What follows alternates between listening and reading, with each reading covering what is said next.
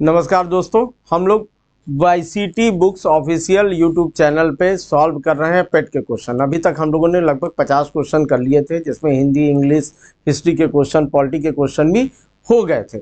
अभी आगे नेक्स्ट कुछ क्वेश्चन है जिनको हम सॉल्व करेंगे, ठीक है ना। और टोटल 100 क्वेश्चन आते हैं, कोशिश करेंगे कि 25-30 क्वेश्चन आज सॉल्व कर लें, ठीक है। नेक्स्ट क्वेश्चन हमारा जो है, इससे पहले आप क्या करिए, चैनल को ज़्यादा से ज़्यादा सब्सक्राइब कर दीजिए, जिससे आपके मित्र उत्र हैं जो देख सकें और चीज़ों को समझ सकें। ई बुक्स को भी आप मंगा सकते हैं और ऑनलाइन चाहें तो बुक को खरीदा भी जा सकता है फ्लिपकार्ट से और सब चीज़ों से, या दुकानों पे भी उपलब्ध होगी किताबें, ठीक है ना। चलिए आते हैं नेक्स्ट क्वेश्चन पे। निम्न में से किस शहर में लाइट हाउस परियोजना का क्रियान्वयन नहीं हुआ है? तो देखिए, लाइट हाउस परियोजना का क्रियान्वयन बिहार में नहीं हुआ है।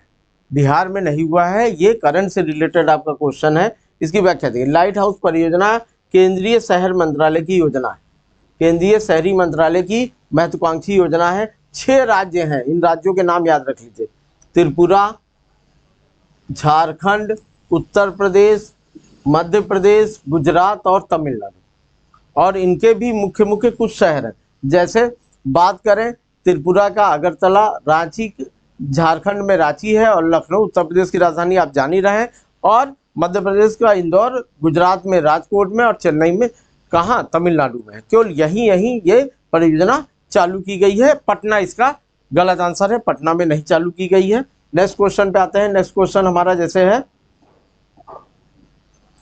कौन सी भारतीय दूरसंचार कंपनी विश्व की 5वीं सबसे मजबूत ब्रांड है? देखिए, 1995 में जब BSNL ने भारत में इंटरनेट लाया तो किसी ने सोचा नहीं था कि भारत की भी ऐसी कंपनियां होंगी जो विश्व में अपना स्थान बनाएंगी। नॉर्मली हम विदेशी कंपनियां यहाँ चलाती थी, BSNL भी चलाता था, विदेशी कंपनियां ज़्यादा। लेकिन पहली बार ऐसा हुआ है कि रिलायंस जियो जो है वो विश्व की 5वीं सबसे बड़ी मजबूत ब्रांड बन गई है इंटरनेट के क्षेत्र में। तो इसमें दूरसंचार के क्षेत्र में रिलायंस जियो इसका सही आंसर होगा, ठीक है। ये सब करंट के क्वेश्चन है। 5वीं सबसे मजबूत ब्रांड है, एप्पल कंपनी विश्व की सबसे मूल्यवान ब्रांड है, और अमेजन सेकेंड, गूगल तीसरे स्थान पे। तो साथ में जो चीजें हैं उसकी भी व्याख्या दे दी गई है। अब आते हैं आप नेक्स्ट क्वेश्चन पे, वो क्या है, द प्रोजेक्ट बोल्ड। देखिए, बम्बू ओएसिस, यहाँ पे वर्ड से पहचाना करिए, ये दिया है ओएसिस। ओएसिस का मतलब ही होता है कि रेगिस्तान के बीच में अगर कोई हरियाली जगह है तो उसी को क्या बोलते हैं, ओएसिस, ठीक है। तो ओएसिस परियोजना नो डाउट कहाँ होनी चाहिए, राजस्थान, हरियाणा, बिहार, मध्य प्रदेश, राजस्थान में होनी चाहिए। और सही बात है, ये राजस्थान के उदयपुर में ये योजना चालू की गई है। तो ये राजस्थान की योजना है। इसमें बम्बू ओएसिस इनलैंड इन ड्रॉट, सूखे एरियो में चालू किया गया है ये। तो ये देखिए आप, इसकी व्याख्या यहाँ दे दी गई है। व्याख्या है, हाल में ही खादी और ग्रामोद्योग आयोग, ये भी याद रखना है आपको। भारत का खादी एवं ग्रामोद्योग आयोग राजस्थान के उदयपुर में सूखे में भू क्षेत्र पर बांस मरुद्यान बम्बू ओएसिस इनलैंड इन ड्रॉट में बनवा रहा है, और ये परियोजना शुरू की गई है। और खादी ग्रामोद्योग भारत में 1956 में चालू किया गया है। इस तरह के क्वेश्चन आपसे पूछ लेते हैं। मैंने आपको क्या बताया है, आप सॉल्व करेंगे 4 क्वेश्चन, लेकिन उसके साथ कम से कम 4 के साथ 12-15 क्वेश्चन आपके अगल बगल के भी बनेंगे, इसीलिए ये सॉल्व कराया जा रहा है व्याख्या समेत। इसीलिए जब आप बुक पढ़ेंगे तो आपके साथ ऐसा ही होगा, या वीडियो देखेंगे तो आप या तो ई बुक मंगा सकते हैं या यूथ कंपटीशन टाइप्स की किताबें मंगा के इनको सॉल्व कर सकते हैं। आपके किसी भी वनडे एग्जाम में बहुत काम आएगी, और पेट में तो नो डाउट 100% यूजफुल बुकें हैं, ठीक है। नेक्स्ट क्वेश्चन पे आते हैं। नेक्स्ट क्वेश्चन हमारा जो है वो रिलेटेड है, ये भी करंट से रिलेटेड है, कोरोना वायरस से रिलेटेड है, ठीक है। जानते हैं, संयुक्त राष्ट्र एपिडेमिक बीमारी थी जिसने बहुत परेशान किया, पेंडेमिक, और इसके अंतर्गत कोविड-19 की मुफ्त वैक्सीन जो दी गई है उसमें अफ्रीका के कुछ गरीब देश हैं उन्हों को दी गई थी, और उसमें पहला देश जो था वो घाना है। वो कौन सा है, घाना। तो इसका सही आंसर घाना होगा। तो संयुक्त राष्ट्र की कोवैक्स योजना के अंतर्गत कोविड-19 की मुफ्त वैक्सीन पाने वाला पहला देश कौन है, तो घाना है। इसका सही आंसर क्या होगा, घाना। व्याख्या भी लिखी होगी, ठीक है। प्रथम देश घाना ही है, ठीक है। सही आंसर इसका ये है। ये सब करंट के क्वेश्चन है। फिर अंतरिक्ष में जाने वाली भारतीय मूल की दूसरी अमेरिकी महिला, भारतीय मूल की 3 महिलाएं आज तक अंतरिक्ष में जा चुकी हैं। एक तो कल्पना चावला, जिसको आप जानते ही हैं, ठीक है, और एक सिरिसा बंदला, ये जो अभी गई हैं, और एक का नाम इसमें नहीं दिया है, तीसरे का नाम शिरीषा बांद्रा अंतरिक्ष में हो गई, शिरीषा पेशे से कल्पना चावला, हाँ सुनीता विलियम्स, दूसरा नाम सुनीता विलियम्स। तो सबसे पहले कल्पना चावला गई, फिर सुनीता विलियम्स गई और अभी ये गई शिरीषा बांद्रा।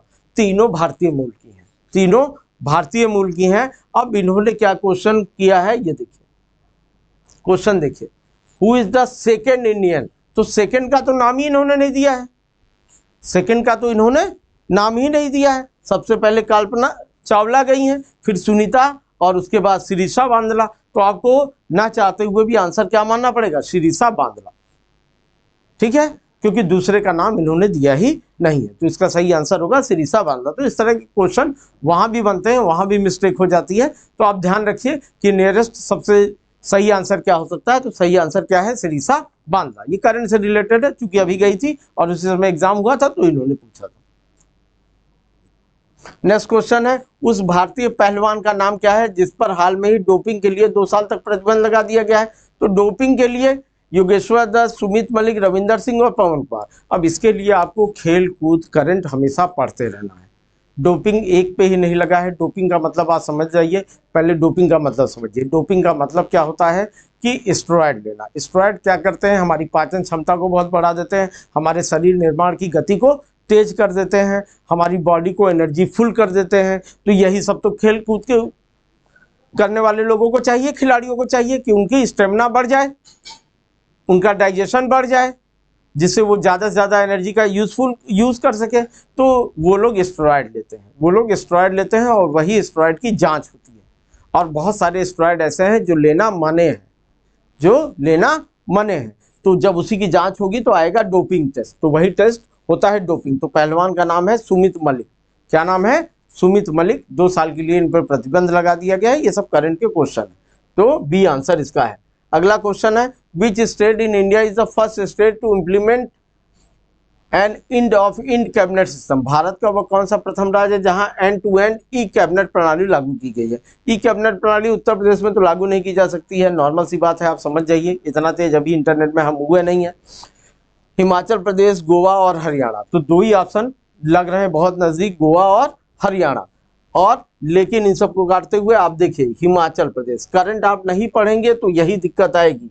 सबसे पहले जैसे सबसे साफ शहर कौन सा है, इंदौर, ठीक है ना। ये उस समय के करंट का है, हो सकता है अगले साल इंदौर की जगह दूसरा कुछ हो जाए, इसलिए हमेशा करंट से रिलेटेड रहिए। तो यहाँ हिमाचल प्रदेश भारत का प्रथम राज्य है जहां पर end to end e cabinet प्रणाली लागू की गई है। उत्तर प्रदेश प्रथम राज्य है जहां पेपरलेस बजट पेश किया गया है। साथ में एक जानकारी आपको और मिल गई। तो इसका सही आंसर क्या है, हिमाचल प्रदेश है। पेपरलेस बजट सबसे पहले कहां पेश किया गया, उत्तर प्रदेश है। अगला क्वेश्चन, किस भारतीय मंत्रालय द्वारा हाल में, सारे करंट के क्वेश्चन है, यूएसडीआई शुरू किया गया है। Ministry of health, ministry of education, ministry of finance. तो यूडीआईएस इसकी फुल फॉर्म पहले जानिए, ये क्या होता है। इसका पूरा नाम unified district information system for education. तो इससे अगर आप यूनिफॉर्म जानते हैं तो खुद ही समझ जाते हैं एजुकेशन से रिलेटेड है, और ये शिक्षा मंत्रालय के द्वारा जारी किया जाएगा, नो डाउट। तो देखिए कितना आसान है, करंट पढ़ते समय कि जो छोटे छोटे आते हैं इनकी फुल फॉर्म भी समझिए। अगर आप UDISE की फुल फॉर्म जान लीजिए तो अपने आप इसका आंसर लगा लेंगे, क्योंकि ये एजुकेशन से रिलेटेड है। तो इसका सही आंसर क्या होगा, शिक्षा मंत्रालय। आते हैं हम लोग नेक्स्ट क्वेश्चन पे। ये सारे करंट के क्वेश्चन है। स्मार्टफोन निर्माता वीवो कंपनी है, ये हमेशा ब्रांड एम्बेसडर बनाती है। तो इस बार धोनी वीवो के बनाए गए हैं ब्रांड एम्बेसडर, और इस समय हो सकता है धोनी चेंज भी हो चुके हो, ठीक है। विराट कोहली आ गए हैं, धोनी होमलैंड कंपनी के बना दिए गए हैं। देखिए पहले धोनी थे, ये हमेशा चेंज होता रहता है, और इस समय भी हो सकता है कोई चेंज हो गया हो। तो ये करंट का है, ये जीएस का क्वेश्चन तो है लेकिन करंट से रिलेटेड है, ये हमेशा चेंज होता रहता है। तो आप हमेशा ध्यान दीजिए इस बातों का। बस ये बताने के लिए क्वेश्चन दिया गया है कि इस तरह के भी क्वेश्चन आते हैं। इसका आंसर आज के हिसाब से गलत हो जाएगा, ठीक है ना। तो ये ध्यान रखिए। तो इसका आंसर आप करंट के हिसाब से मारिएगा, आप देख लीजिएगा वीवो का कौन सा है और हर एक कंपनी का कौन कौन सा है। अगला क्वेश्चन है, आर्टिफिशियल इंटेलिजेंस आधारित पोर्टल भारत में किस न्यायालय के लिए शुरू किया गया है। दिल्ली न्यायालय, गुजरात न्यायालय, सर्वोच्च न्यायालय, इनमें से कोई नहीं। आर्टिफिशियल इंटेलिजेंस आधारित पोर्टल जिसका नाम है सुपेस। क्या नाम है, सुपेस। ये भारत में सबसे पहले चालू किया है सुप्रीम कोर्ट ऑफ इंडिया में। ठीक है, सर्वोच्च न्यायालय में सबसे पहले चालू किया गया है, जिसका पूरा नाम ही है क्या, supreme court portal for assistance in the court efficiency.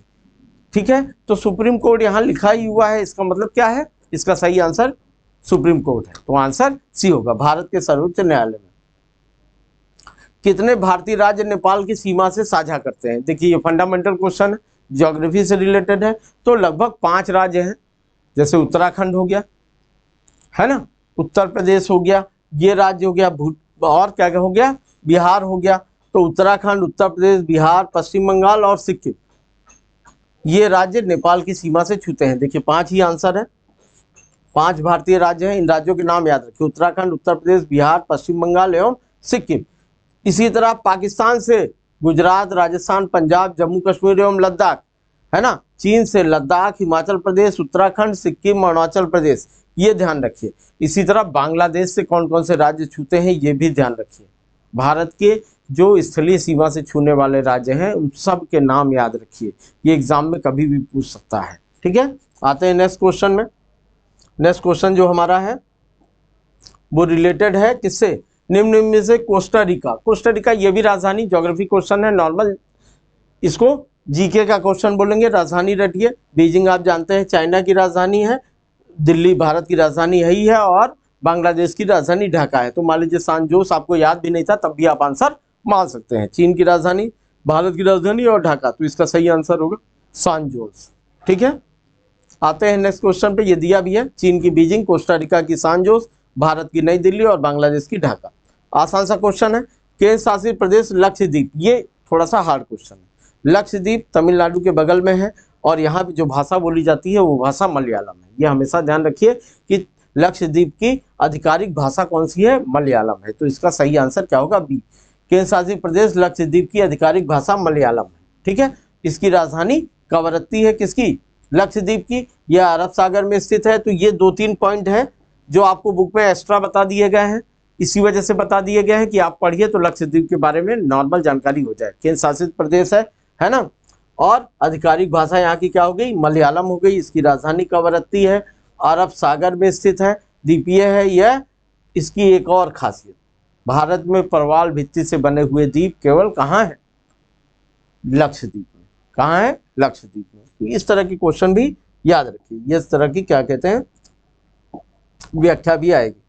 बात अगली करते हैं, एज पर कॉन्स्टिट्यूशन, संविधान के अनुसार से लोकसभा में अधिकतम सीटें जो हैं वो हैं 552। कितनी है, 552, जिसमें से 2 क्या है, एंग्लो इंडियन है। और एंग्लो इंडियन को हटाने की अब बात हो रही है, क्योंकि अब एंग्लो इंडियन भारत में बहुत कम बचे हुए हैं। फिलहाल 550 लोग ही चुने जा रहे हैं, लेकिन अधिकतम जो है 552 है। संविधान के हिसाब से कितनी है, 552 है। इसकी व्याख्या देखेंगे तो आप और समझ जाएंगे। भारत के संविधान में लोकसभा सदस्यों की अधिकतम संख्या 552 है, परंतु वर्ष 2020 में एंग्लो इंडियन के आरक्षण की समय सीमा समाप्त हो गई है, लेकिन न इसको खत्म किया गया है, न नया विधायक लाया गया है, गजट द्वारा प्रस्तुत भी नहीं किया गया है।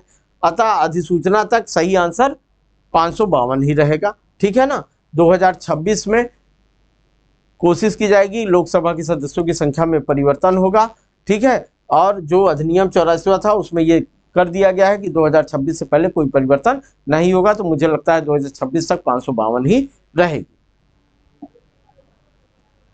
नेक्स्ट क्वेश्चन पे आते हैं। नेक्स्ट क्वेश्चन हमारा क्या है, व्हेन इज द हिंदी दिवस सेलिब्रेटेड। हिंदी दिवस कब मनाया जाता है, ये आप अच्छे से याद रखिए, 14 सितंबर। कब मनाया जाता है, 14 सितंबर। तो इसका सही आंसर होगा ए। इसका सही आंसर क्या है, हिंदी दिवस कब मनाया जाता है, 14 सितंबर को, ये आंसर है। ठीक है, 1 अक्टूबर को विश्व शाकाहारी दिवस मनाया जाता है, 26 नवंबर को संविधान दिवस मनाया जाता है, क्योंकि 26 नवंबर 1949 को, ठीक है, चीजें जान रहे हैं वो आप, संविधान से रिलेटेड है। और 3 अक्टूबर को जर्मन का एकीकरण हुआ था, जो जर्मन एकता दिवस मनाया जाता है। ठीक है, तो ये और जो डेट दी है उनमें भी दे दिया गया है। तो यही सबसे बढ़िया है इस बुक में, है ना। आप जितना अधिक से अधिक इस बुक को मंगाएंगे, चैनल को सब्सक्राइब करेंगे या तो वीडियो देखिए, तो आपको बहुत सारी चीज़ों की जानकारी इन बुक के थ्रू होगी। अगला है सार्क। अब सार्क में कितने सदस्य हैं ये मालूम होना चाहिए। सार्क किन देशों का संगठन है, ये मालूम होना चाहिए। ये सारी चीजें मालूम रहेगी तो आप सही से आंसर तुरंत दे देंगे कि इसमें म्यांमार शामिल नहीं है। लेकिन जब आप उन चीजों को जानेंगे, देखिए म्यांमार सार्क का सदस्य नहीं है, क्यों नहीं है पहले ये समझिए। सार्क की फुल फॉर्म ये क्या, दक्षिण एशियाई क्षेत्रीय सहयोग संगठन। इसकी स्थापना 1985 में की गई थी। कहाँ की गई थी, ढाका में। इसका मतलब बांग्लादेश तो इसमें शामिल है। 7 संस्थापक सदस्य देश थे, बांग्लादेश, भूटान, भारत, मालदीव, नेपाल, पाकिस्तान एवं श्रीलंका। तो इसमें म्यांमार नहीं, ठीक है। अफगानिस्तान 2005 में इसका सदस्य बना लिया गया, ठीक है। इसका मुख्यालय पूछता है एग्जाम में बहुत, काठमांडू में है। इसका मुख्य उद्देश्य संप्रभुता, क्षेत्रीय अखंडता और स्वतंत्रता है। तो इसमें सही आंसर तो म्यांमार है। लेकिन आप जाने रहिए सार्क में 7 संस्थापक सदस्य, एक 8वां सदस्य शामिल हो गया अफगानिस्तान। तो टोटल इस समय सार्क में सदस्यों की संख्या कितनी हो गई है, 8। ये भी याद रखिए, ठीक है। और इसकी स्थापना कब की गई थी, 8 दिसंबर 1985 को। इसका मुख्यालय कहाँ है, ये भी जान लीजिए, काठमांडू में। बात करते हैं नेक्स्ट क्वेश्चन की। नेक्स्ट क्वेश्चन हमारा है, निम्न से किस स्थान पर अजंता लोरा गुफाएं हैं। अजंता लोरा गुफाएं महाराष्ट्र में है। अजंता लोरा गुफाएं महाराष्ट्र में है। महाराष्ट्र में है तो औरंगाबाद में है। राजपूत शासकों द्वारा बनाई गई गुफाएं हैं अजंता लोरा। तो ये कहाँ है, औरंगाबाद, महाराष्ट्र में है। इनकी व्याख्या, तो इसका आंसर सी होगा। व्याख्या पढ़ लीजिए तो और चीजें समझ में आ जाएंगी। अजंता लोरा की गुफाओं का निर्माण राजपूत वंश द्वारा किया गया था। एक क्वेश्चन आपका ये मिला, कहाँ, महाराष्ट्र के औरंगाबाद जिले में, ये पूछा ही है ना। अजंता गुफाओं का निर्माण गुप्त शासकों द्वारा कराया गया। और एलोरा का, जहां अजंता की गुफाएं बौद्ध धर्म से संबंधित है, वहीं पे एलोरा हिंदू धर्म से संबंधित है। बौद्ध धर्म से भी संबंधित है और जैन धर्म से भी दोनों स्थल 1983 में यूनेस्को की विश्व विरासत स्थल में सम्मिलित हो गए हैं। तो ये भी एक क्वेश्चन बना। तो ये देखिए 4-5 क्वेश्चन इससे अजंता एलोरा से आपके बन गए हैं। तो इन सब चीजों का ध्यान आप रखिए। जब आप ज्यादा पढ़ेंगे, विस्तृत व्याख्या समेत आंसर। अब देखिए आप अभी तक आंसर जो पढ़ रहे होंगे किसी किताबों से, या जान रहे होंगे इसका ए, इसका बी, इसका सी, इस सबसे कुछ होने वाला नहीं है, क्योंकि वो क्वेश्चन अब कम रिपीट होने के चांस है। तो वो क्वेश्चन जान के उतना ज्यादा बहादुरी नहीं है, उसके अगल बगल के ज्यादा जानिए, तब एग्जाम में फायदा मिलेगा। एक क्वेश्चन के साथ व्याख्या समेत चारों ऑप्शन को आप जानिए, तब जाके आप चीजों को कायदे से समझ पाएंगे। आते हैं नेक्स्ट क्वेश्चन, और आने वाले एग्जाम में आपके क्वेश्चन भी फंसेंगे। ओणम किस भारतीय राज्य या केंद्र शासित प्रदेश का सांस्कृतिक उत्सव है। ओणम केरल में मनाया जाता है। केरल में मनाया जाने वाला फसल कटने पे ये त्योहार है ना। असम में जैसे बिहू मनाया जाता है, तमिलनाडु में, कर्नाटक में, सब जगह अलग अलग त्योहार मनाए जाते हैं। तो इसका सही आंसर ओणम का क्या है, केरल है, बी आंसर है। देख लीजिए ओणम मनाया जाता है कहाँ, केरल में। बिहू असम में अभी मनाया जाता है। पोंगल तमिलनाडु में है। और महामस्तकाभिषेक कर्नाटक में श्रवण बेलगोला में किया जाता है, जैन मुनि का। तो ये कहाँ कौन से मनाए जाते हैं, सांस्कृतिक क्षेत्र। तो संस्कृति से आपके क्वेश्चन रहते हैं, है ना। कला एवं संस्कृति आपको पढ़ना पड़ेगा, ये क्वेश्चन इनसे आते हैं। यही मैं बताने की कोशिश कर रहा हूँ कि किन किन क्षेत्रों से क्वेश्चन आते हैं। पेट की तैयारी करना है तो आपको क्या क्या चीजें पढ़नी पड़ेगी। पेट का जो आयोग ने सिलेबस दिया है उसको देखने से कुछ समझ में आने वाला नहीं है कहाँ से क्वेश्चन आएगा। ये क्वेश्चन देख के ही समझ में आएगा कि क्वेश्चन कहाँ कहाँ से वो उठा रहा है। तो किन किन हिस्सों को हमको तैयार रखना है। जैसे आज विटामिन सी पूछा है, कल हो सकता है विटामिन डी पूछ ले, विटामिन ए पूछ ले। तो इसलिए तैयार रखना है। फूड एंड न्यूट्रिशन वाला पोर्शन आपको पढ़ना है। संस्कृति वाला मतलब अब पूरे भारत के सांस्कृतिक उत्सव और कला, नृत्य, ये सब आप जान लीजिए, क्योंकि एग्जाम में कभी भी पूछा जा सकता है। नेक्स्ट अगर हम लोग आते हैं तो क्या है, निम्नलिखित में कौन सा ग्रह सूर्य के सबसे नजदीक है। तो ये हमारा सोलर सिस्टम से क्वेश्चन है। तो सूर्य के सबसे नजदीक बुध है, सब लोग जानते हैं। मरकरी सबसे नजदीक कौन सा है, मरकरी। यहाँ खासियत बात है, पहले 9 प्लेनेट थे, अब 8 प्लेनेट हो गए हैं, प्लेनेट को हटा दिया है। तो सही आंसर इसका मरकरी होगा। तो सूर्य के सबसे नजदीक ग्रह बुध है। पृथ्वी सूर्य की दूरी के क्रम में ये यहाँ देख लीजिए, बुध शुक्र के बाद पृथ्वी का तीसरा नंबर है। ये भी इंपॉर्टेंट है, पृथ्वी का तीसरा नंबर है। पृथ्वी के बाद मंगल आता है, चंद्रमा पृथ्वी का उपग्रह है, ठीक है। हमारे सौरमंडल का सबसे बड़ा ग्रह बृहस्पति है और सबसे छोटा ग्रह बुध है। सबसे छोटा बुध है। सूर्य से दूरी के क्रम में वरुण सबसे दूर है ना। अब प्लेटो को हटा दिया गया है तो वरुण ही सबसे दूर है, और टोटल 8 है, पहले 9 थे, ठीक है। ये सब चीजें आप एकदम याद कर लीजिए। नोबेल पुरस्कार जीतने वाला प्रथम एशियाई, देखिए इस तरह क्वेश्चन फंडामेंटल करंट का नोबेल पुरस्कार याद रहे, प्रथम एशियाई हमेशा रविन्द्रनाथ टैगोर हैं। उनको किस पे मिला है? उन्होंने गीतांजलि पे। किस पे मिला है? गीतांजलि पे उनको प्रथम नोबेल पुरस्कार मिला है। तो इसका सही आंसर रविन्द्रनाथ टैगोर होगा। नोबेल पुरस्कार जीतने वाले प्रथम एशियाई व्यक्ति रविन्द्रनाथ टैगोर हैं। रविन्द्रनाथ टैगोर की एक खासियत आप जान लीजिए, इन्हें 1913 में साहित्य के क्षेत्र में गीतांजलि रचना के लिए नोबेल मिला। टैगोर का जन्म कोलकाता में हुआ था। यह कवि, लेखक, समाज सुधारक, दार्शनिक और चित्रकार भी थे। इन्होंने ही महात्मा गांधी को महात्मा कहा था चंपारण आंदोलन के समय। यह भी याद रखिए, किस आंदोलन के समय? चंपारण। इस तरह के भी क्वेश्चन पूछते हैं। महात्मा गांधी को महात्मा किसने कहा? रविन्द्रनाथ टैगोर ने कहा। कब कहा? चंपारण आंदोलन से। भारत एवं बांग्लादेश का राष्ट्रगान, ये बहुत इंपॉर्टेंट है, ये अकेला व्यक्ति है जिसने दो देशों का राष्ट्रगान लिखा है। ठीक है, आते हैं नेक्स्ट क्वेश्चन पे। नेक्स्ट क्वेश्चन है हमारा,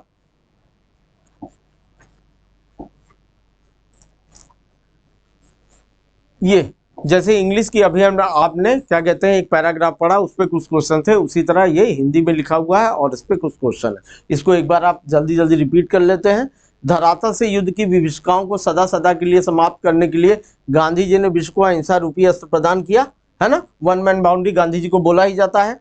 गांधी जी ने कहा करते थे कि प्रेम और अहिंसा के द्वारा विश्व के कठोर से कठोर हृदय को भी कोमल बनाया जा सकता है। उन्होंने इस सिद्धांतों का परीक्षण किया, वे नितांत सफल सिद्ध हुए। हिंसा से हिंसा बढ़ती है, घृणा से घृणा को जन्म देती है और प्रेम प्रेम को जन्म देता है। प्रेम से प्रेम की अभिवृद्धि होती है। अतः यह निश्चित है कि बिना प्रेम और अहिंसा के विश्व में शांति स्थापित नहीं हो सकती। शांति के अभाव में मानव जाति का विकास संभव नहीं है। प्रत्येक राष्ट्र का स्वर्णिम युग वही कहा जाता है जबकि वहां पूर्ण शांति और सुख रहा हो तथा उत्तमोत्तम रचनात्मक कार्य किए जाते हो। भौतिक दृष्टि से व्यापार और कृषि की उन्नति हो। शांति काल में ही उन्नति संभव है। जैसे आप देख लीजिए, इस समय शांति नहीं है तो यूक्रेन, जिसको यूक्रेन को क्या बोला जाता है? ब्रेड बास्केट ऑफ वर्ल्ड, है ना। आज पूरी दुनिया में गेहूं की कमी और जौ की कमी हो गई है। इसी कारण से हो गई। गेहूं से खाने के काम आता था और जौ से बियर बनती थी, तो बियर भी महंगी हो गई और रोटी भी महंगी हो गई, केवल एक युद्ध होने के कारण। तो ये चीजें आती रहती हैं। तो जब पूर्ण शांति और सुख रहेगा तभी उत्तम रचनात्मक कार्य किए जाते हैं। भौतिक दृष्टि से व्यापार और कृषि की उन्नति भी शांति काल में ही संभव है। अतः हम यदि विश्व का कल्याण चाहते हैं तो हमें युद्ध का बहिष्कार करना होगा, अहिंसा और प्रेम की भावना। तो कुल मिला के यहाँ गांधी जी के जो मूलभूत सिद्धांत हैं अहिंसा और प्रेम, उसके बारे में बताया गया है। ठीक है, इसी से रिलेटेड कुछ क्वेश्चन होंगे, मैं पढ़ता हूँ तो खुद ही आ जाएंगे। विश्व में शांति क्यों आवश्यक है? मानव जाति के विकास के लिए, उत्तम रचनात्मक कार्य के लिए, व्यापार और कृषि की उन्नति के लिए, कठोर से कठोर हृदय को भी कोमल बनाने के लिए। इसमें सारी चीजें हैं, लेकिन सारा इंपॉर्टेंट चीज क्या है? उत्तमोत्तम रचनात्मक कार्य के लिए। हमको आंसर यहीं से बनाना है। तो प्रत्येक राष्ट्र का स्वर्णिम युग है जबकि वहां पूर्ण शांति और सुख रहे तथा उत्तमोत्तम रचनात्मक कार्य किए जाते रहे। तो इसका यही आंसर होना चाहिए। आयोग ने क्या माना है? ये माना है मानव जाति के विकास के लिए। ये एकदम सही आंसर होगा, मानव जाति, क्योंकि इसमें ये सारी चीजें इंक्लूड हो गई। ये सारी चीजें इंक्लूड हो गई। तो आपको देखना है कि आपके पैराग्राफ में क्या दिया है, वहां से आंसर देना है। नेक्स्ट क्वेश्चन अगर हम आते हैं, इसमें क्या पूछा है? दिए गए गद्यांश के अनुसार विश्व में शांति मानव जाति के विकास से आवश्यक है। विश्व शांति की स्थापना के लिए सबसे आवश्यक क्या है? आत्मीयता और संविप्ता, अहिंसा और प्रेम, हिंसा और भय। तो अहिंसा और प्रेम बी आंसर, एकदम सही बात है, अहिंसा और प्रेम। देखिए अभी पैराग्राफ से ही आंसर मिल रहा है। नेक्स्ट है, कठोर से कठोर हृदय को भी कोमल बनाया जा सकता है अहिंसा के द्वारा, और कोई तरीका नहीं।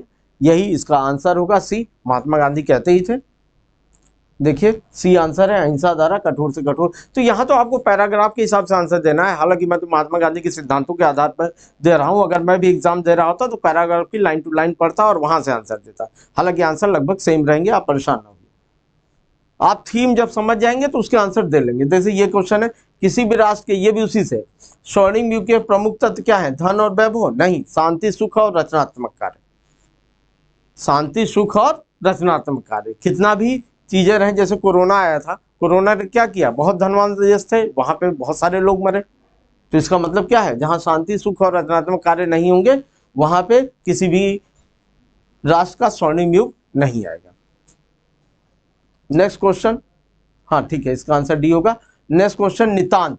नितांत का मतलब बिल्कुल, निम्न, भली भांति, विधिवत। नितांत का मतलब विधिवत होगा हिंदी के हिसाब से, नितांत का बिल्कुल। उपयुक्त पर्यायवाची अच्छा पूछा है, पर्यायवाची पूछा है तो नितांत मतलब बिल्कुल, है ना, बिल्कुल यहाँ थोड़ा सही नहीं लिखा है, ठीक है, तो बिल्कुल होगा इसका आंसर। कितने क्वेश्चन हो गए? 75। देखिए 75 क्वेश्चन हो गए, अब पेट में बचे हमारे केवल 25 क्वेश्चन, उनको नेक्स्ट क्लास में कराएंगे। दैट्स इज एनफ, आज के लिए बहुत है।